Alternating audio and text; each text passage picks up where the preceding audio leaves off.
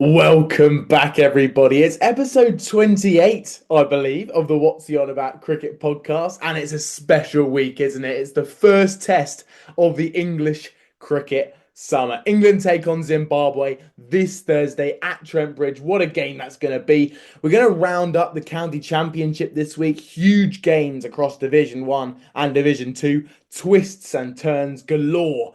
And we're also going to round up the county select 11 as they beat Zimbabwe by 138 runs. That's pretty shocking, isn't it? But that's all to come as you ask yourself, what is he on about?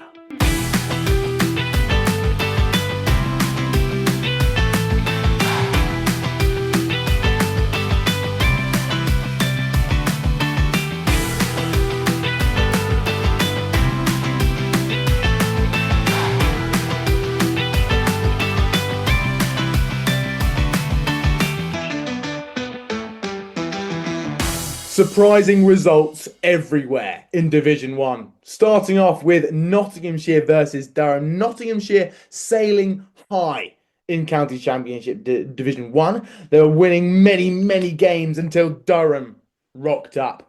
And Durham have toppled the Giants. Nottinghamshire. Durham it's fair to say, were looking in the eyes of defeat as Hasib Hamid brought up a double ton. But he finished 206 not out, as Nottinghamshire were all out for 407. Hamid absolutely carried that team there for Nottinghamshire.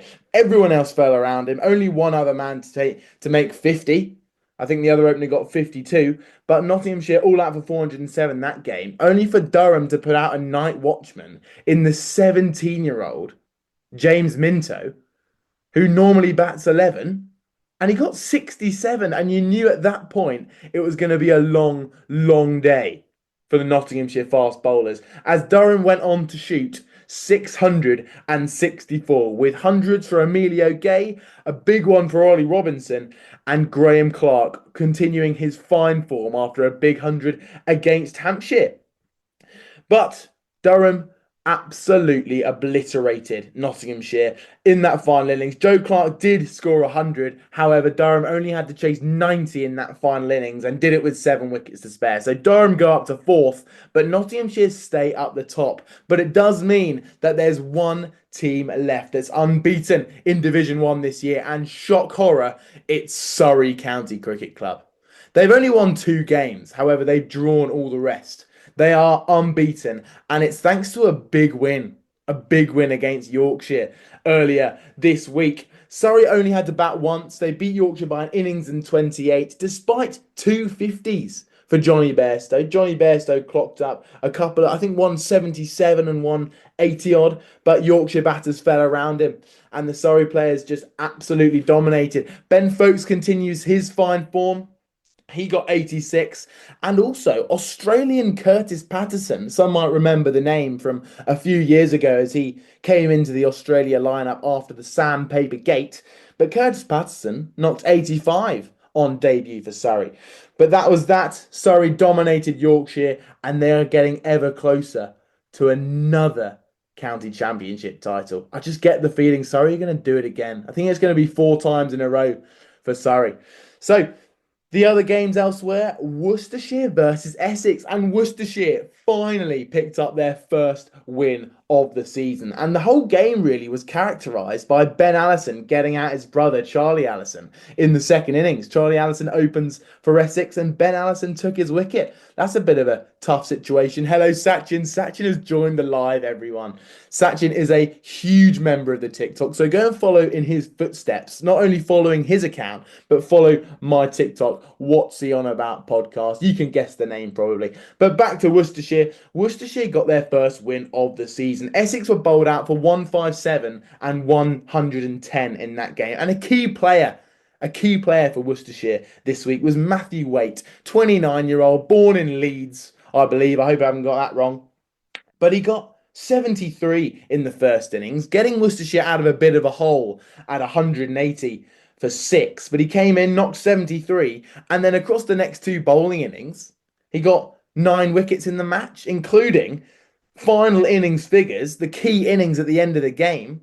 He bowled 11 overs, 6 for 19. Matthew Waite with his right arm, fast medium pace. How good's that? But Worcestershire, even though they stay bottom, they did get a very big win. And could they maybe get their season up and running?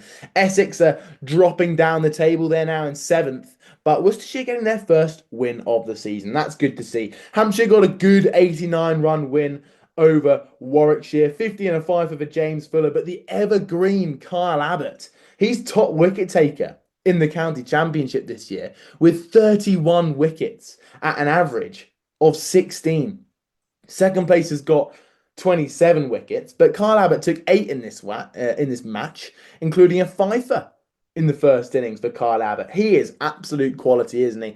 Despite past career in the South African Test side, and that ending a little bit sharply after he gave it all up to travel away to Hampshire. But he's had a beautiful career, hasn't he? It is drifting to an end, but you can't deny he's top of the county championship Division 1 wicket takers. He is absolute quality.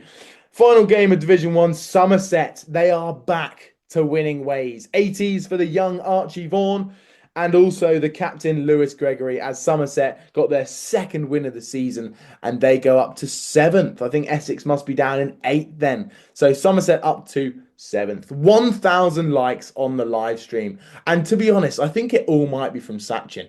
But we do have a few viewers in the chat. As make sure to follow that TikTok and leave a review on the podcast if you haven't already. As we move to Division 2, we've got a lot to get through, including the England-Zimbabwe preview. That's to come. Leicestershire continue their dominance. They have 4 wins from 6 in Division 2. They won more games than anyone else in both divisions as they absolutely swept aside Middlesex at Lords. Leicestershire are 30 points clear. Here he is. Harry Truster's joined the live stream. Big thanks to Harry Truster, who continues his pretty poor form with another low score at the weekend for the mighty St Cross Cricket Club. But as we go back to Division 2, Lancashire, they are rock bottom, I believe, of Division 2. They did get a draw against second place Derbyshire after Keaton Jennings, the captain, resigned the captaincy, passing it over to the Aussie Marcus Harris.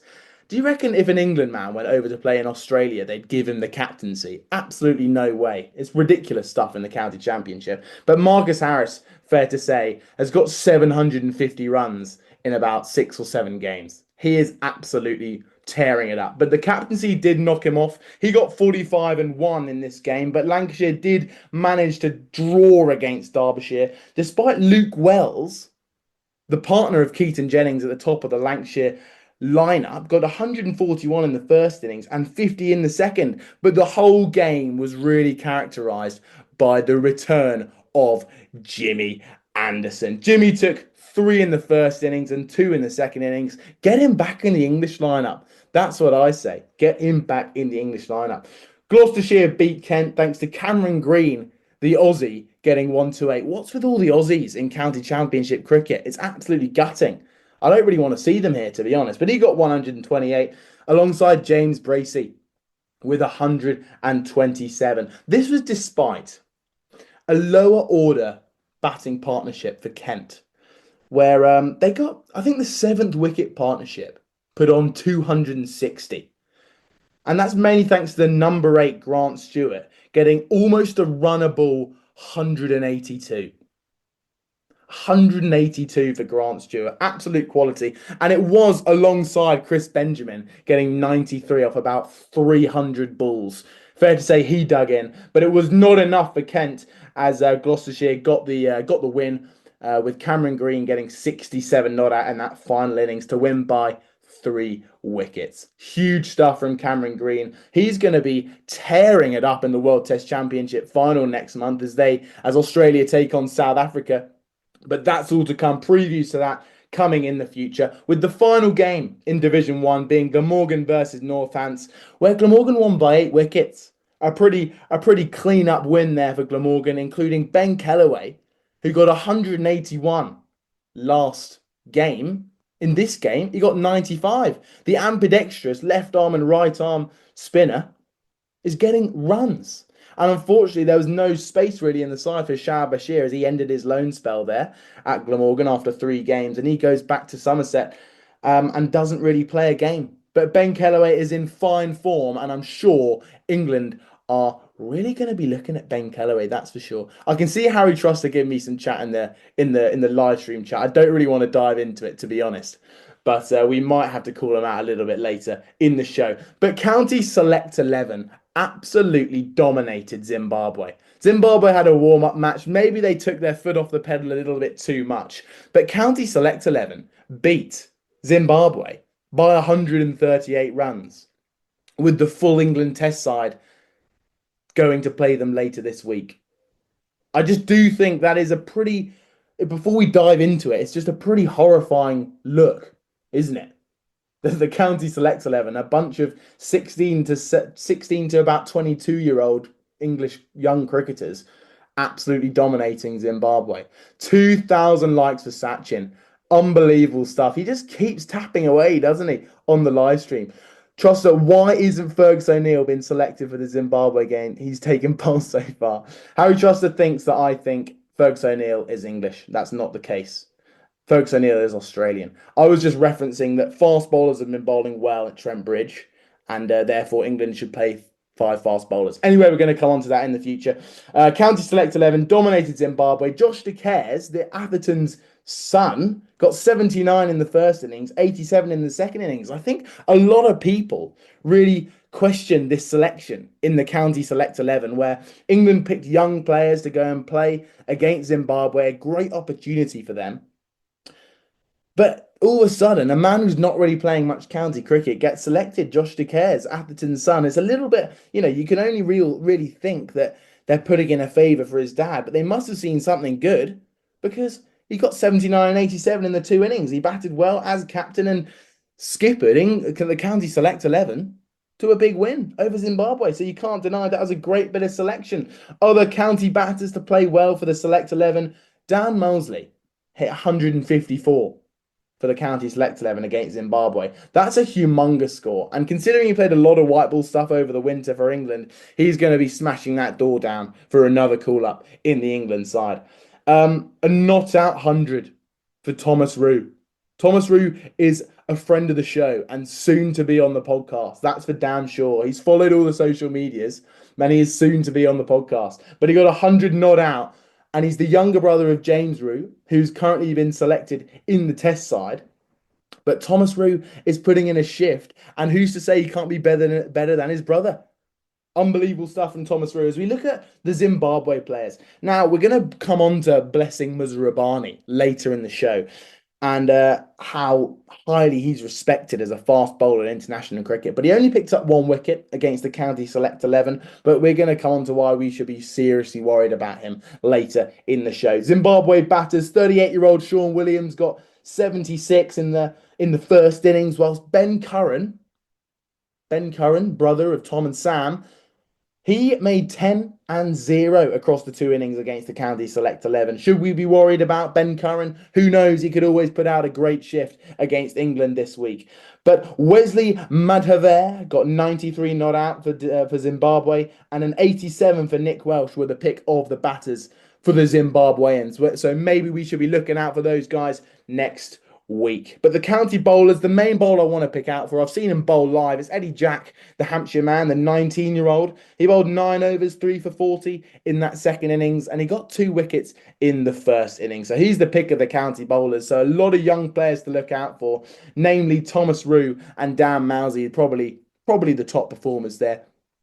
But that's all to come.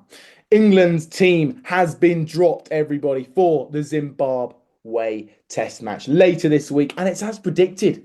There's no real surprises in this team. I'll run you through the 11. It's Zach Crawley, Ben Duckett, Ollie Pope, Joe Root, Harry Brook, Ben Stokes, Jamie Smith, Gus Atkinson, Sam Cook, Josh Tongue, and Shower Bashir. Let's start at the top of the order with two man under immense pressure. It's Zach Crawley and Ollie Pope. And when I say immense pressure, I'm not really sure if I mean it, because the England selectors just love them so much that I'm not really sure they're under any pressure at all. One thing's for sure is they are telling Pope and Crawley that they're not under pressure.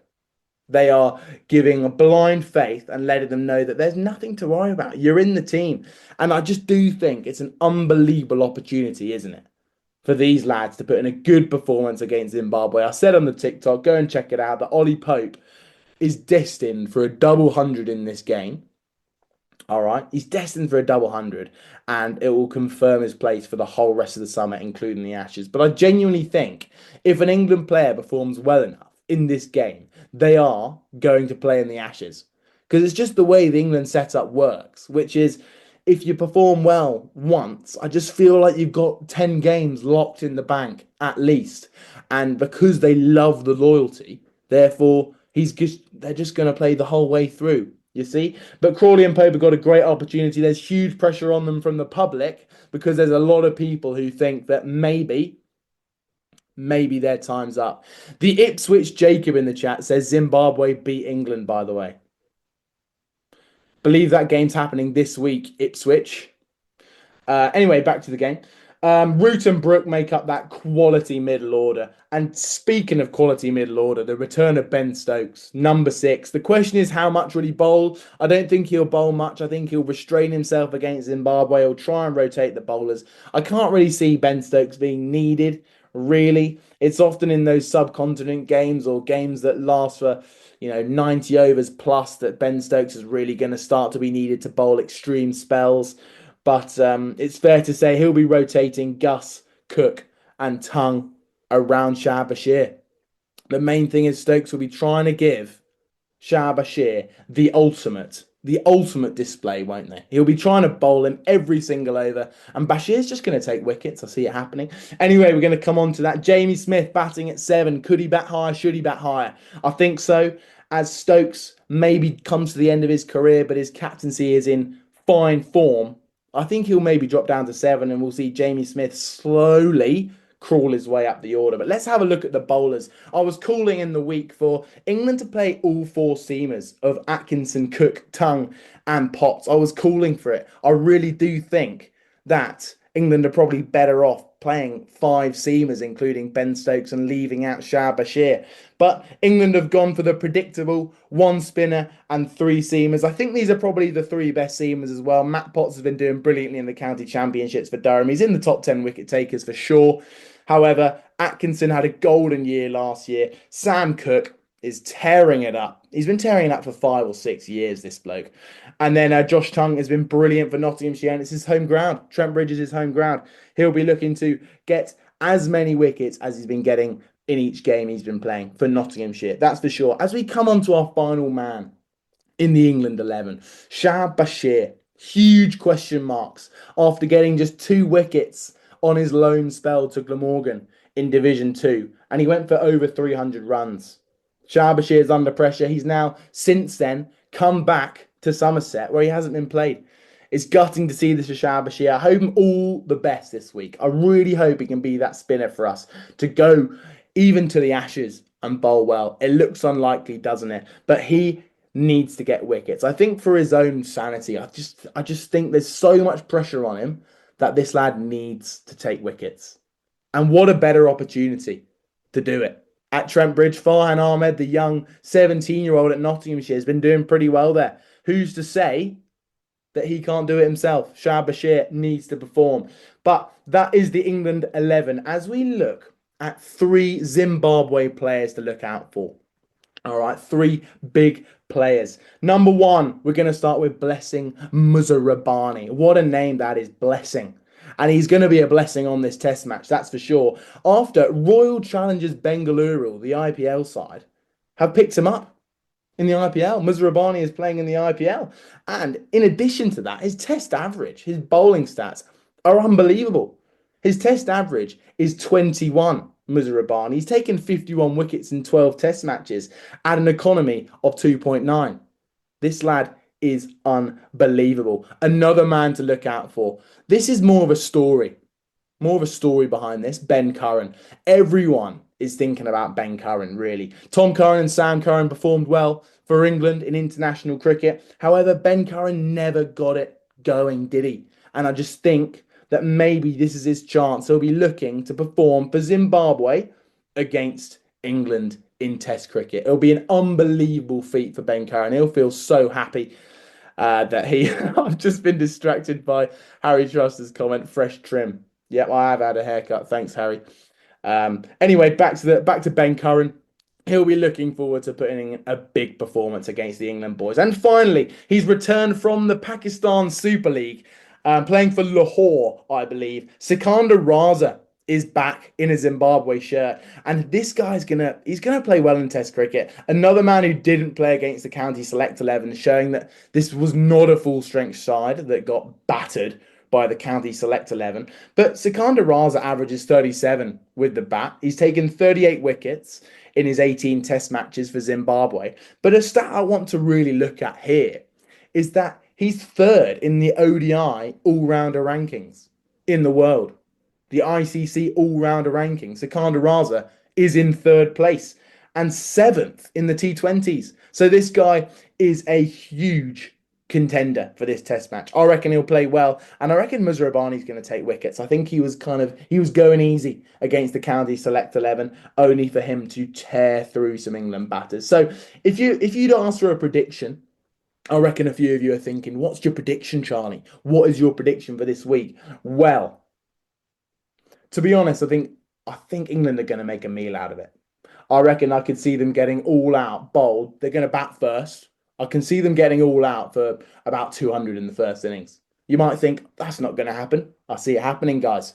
And then I reckon Zimbabwe are going to put on a slightly below par, maybe like a 150, but then England are going to go huge in the second innings. They'd have had a chat at half time. Not the halftime chat, that's football. But he'd have had a big chat from Ben Stokes and they'll go out all guns blazing for the second innings. I reckon Ollie Pope will get a big ton and he'll confirm his place for the rest of the summer and into the winter. So Zimbabwe won't be a walkover. They just need to make sure they take the game deep, take the game into day 5, maybe bring draw on the line because they know as soon as England even have a whiff of a draw, they'll be going all out for the win. And that's Zimbabwe's chance to take the W. And I think they just need to learn from Australia. When Australia came and played against Bazball, they defended, didn't they? Jack, welcome to the stream. Thoughts on Bashir being started? I've given my thoughts. Go and listen to the podcast, but I think I'd probably rather see 5-seamers play. I'd rather see Potts in for Bashir because I just do think Bashir's got too much pressure on him, and I almost feel bad for the guy that he's going to have to go out there with not much cricket experience so far this year. And I just do think that they probably need to go and just set him aside, go and play for a county cricket club in Division 2, go and get some wickets, all right, and then he'll come back. However, let's just go back to this. Zimbabwe need to defend Bazball. They need to dry up the boundaries. I'm thinking they need to defend early on. What Australia did really well is to stop England, going hell for leather at the start. Countless boundaries, put out a sweeper on the deep square leg boundary, for example, and just stem the boundaries, make 4 into 1. And I do think that the lack of boundaries will build up a bit of pressure. Even if they're going at 1 a ball, I still think that the England team, they want to score boundaries. And when they don't score boundaries, they get impatient. But that's all to come. And I just think it's a great opportunity for England to put in a few good performances. It's a huge opportunity. It's a test match against Zimbabwe. No disrespect to Zimbabwe, but there'll be plenty of England players thinking that they can put in a performance that can maybe earn their spot for the Ashes. So that is all to come. Prediction is going to be an England win, shock, horror, but I think it could be closer than you think. So if you're looking forward to it, make sure to follow the podcast. If you can follow the podcast on any given platform you're listening on, maybe you're following on social media, maybe you're on the live stream with Ollie Sandercan, Harry Trussler, Dan, Jack, don't know your surname, sorry guys. Maybe you're on there, but click follow wherever you are. Leave a review. Give me 5 stars wherever you are. All right, that's for sure, even if you're not enjoying yourself. But I hope you enjoyed yourself, and most of all, I hope the question got answered of what is he on about. Cheers.